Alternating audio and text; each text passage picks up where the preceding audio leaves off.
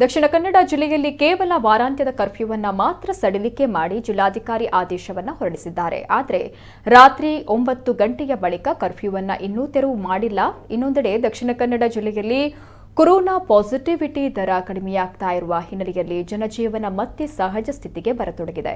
ಆದರೆ ಇನ್ನೂ ಕೂಡ ಕೆಲವರು ರಾತ್ರಿ 9 ಗಂಟೆಯ ಬಳಿಕ ವಿನಾಕಾರಣ ನಗರದಲ್ಲಿ ಸುತ್ತಾಡ್ತಾ ಇರೋದು ಕಂಡುಬಂದ ಹಿನ್ನೆಲೆ ನಗರದ ಪೊಲೀಸರು ದಿಢೀರ್ ಕಾರ್ಯಾಚರಣೆ ನಡೆಸಿ ಅನಗತ್ಯವಾಗಿ ತಿರುಗಾಡ್ತಾ ಇದ್ದವರಿಗೆ ಬಿಸಿ ಮುಟ್ಟಿಸಿದ್ದಾರೆ. ನಿನ್ನೆ ರಾತ್ರಿ 9 ಗಂಟೆಯ ಬಳಿಕ ದ್ವಿಚಕ್ರ ವಾಹನದಲ್ಲಿ ತಿರುಗಾಡ್ತಾ ಇದ್ದವರನ್ನ ಪೊಲೀಸರು ಅಡ್ಡ ಹಾಕಿದ್ದು ಎಲ್ಲಾ ವಾಹನಗಳನ್ನು ಪುರಭವನದ ಪರಿಸರದಲ್ಲಿ ನಿಲ್ಲಿಸಿ ಎಚ್ಚರಿಕೆ ನೀಡಿದ್ದಾರೆ. ಯಾವುದೇ ದಾಖಲೆ ಪತ್ರಗಳಿಲ್ಲದೆ ಅಡ್ಡಾಡುವವರು, ವಿನಾಕಾರಣ ಎಲ್ಲೆಂದರಲ್ಲಿ ತಿರುಗಾಡ್ತಾ ಇರುವವರ ವಾಹನಗಳನ್ನು ಪೊಲೀಸರು ಮುಟ್ಟುಗೋಲು ಹಾಕಿದ್ದಾರೆ.